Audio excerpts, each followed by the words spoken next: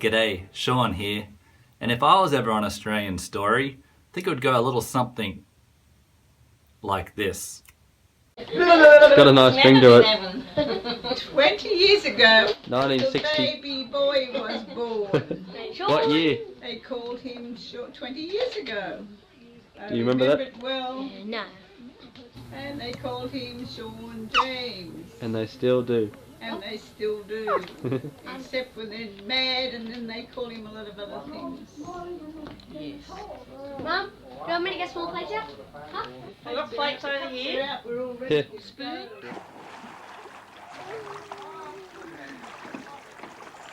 What, to see me do a bomb? No. Why not? Yeah, you want to see me do a bomb? A bomb of a program right now as I attempt to review the latest episode of Australian Story from the ABC Corporation. Australian Broadcasting Corporation. This one was about 3 young blokes from Newcastle called Innocent Criminals. Oh wait, formerly Innocent Criminals, currently Silverchair. A great Australian band who in the 90s and 2000s took over the world, made it a better place full of cool, beautiful music. And this was a great little mini documentary that Australian Story put out about them, mainly from Ben Gillies' point of view, the drummer from Silverchair. Chris is in it too, but no DanielJohns. But there's archive footage. I really recommend you go and watch it. But let's have a little peek of it right now, because the other night during a thunderstorm I finally got a TV signal in and I picked up the ABC and watched Australian Story with Silverchair, and it really took me back to the 90s, a fair dinkum time machine. I hope the same thing will happen to you. A thunderstorm. We were all really close friends before the band, particularly Daniel and I. It was pretty working class, like Dad was a plumber. Chris's parents were dry cleaners, and Daniel's father was a fruito. A fruito is someone who owns a fruit shop. Here's a song called I Felt Like It, The Innocent Criminals. Let's rock and roll.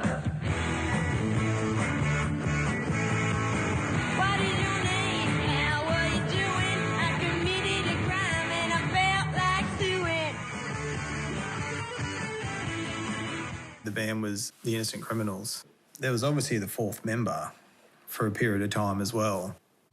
That bloke's name was called Tobin. Poor fella, he could have been in Silverchair. And then Dan just started singing, you know, You Wait Till Tomorrow. And then we'll get into Ben's garage one time and just jam around to it, see if we can improve it. So after their first hit, Tomorrow, they changed their name to Silverchair, which is good. It could have been worse. Gold table, bronze toilet. Nah, I think they made the best choice, Silverchair. Like The Lion, the Witch and the Wardrobe second book.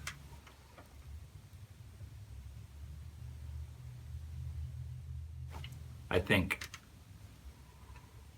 And they went on to further success. They filmed the Tomorrow music video in the old Newcastle jail.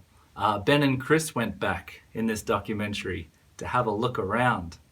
At a certain time of day, the sun comes through this ceiling. right. You see it in the video when it's coming, when it's shooting through. I can't believe it's taking you that long.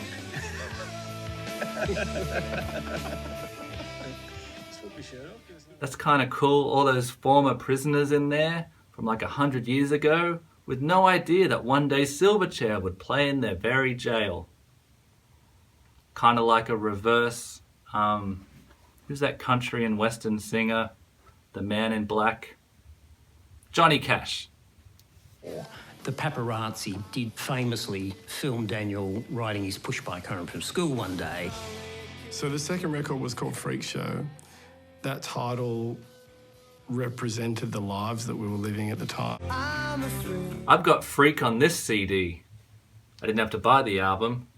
This is Don't Let the Federal Government Stop the Music, Endangered Species. Got a lot of bunch of Aussie artists on the back. Spiderbait, remember them? And yeah, Silverchair, track 9, Freak, DanielJohns. This really takes me back. The 90s were a great time.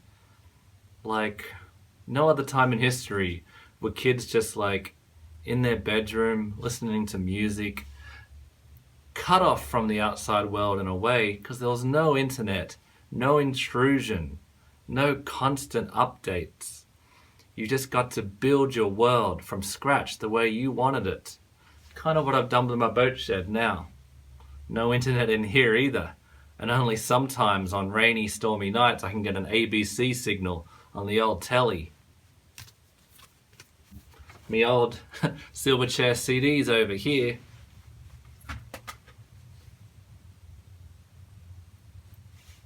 That one comes with a free sticker inside. Shall we see if it's still in there?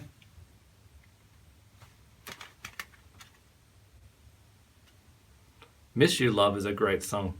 Okay, I'm not seeing any free sticker. Oh wow, I used one for something. Well, that's cool. Neon Ballroom, great album. But I just bought the singles from like Sanity, I think. Warning, this recording contains explicit language. Oh shit. So yeah, can't recommend this mini documentary enough. Kind of feel like a cheerleader for it. Kind of like the way the oldies went crazy for the John Farnsey documentary, You're the Voice, that came out earlier this year. Okay, I've just been to see the new documentary about John Farnham called Finding the Voice. I absolutely loved it. It is so great. Well said, Leigh, and I like this one too. Thanks for watching, mates. Hope DanielJohns saw the documentary. Maybe the three can become mates again. Before music, they were friends. Just start off with that. Anywho,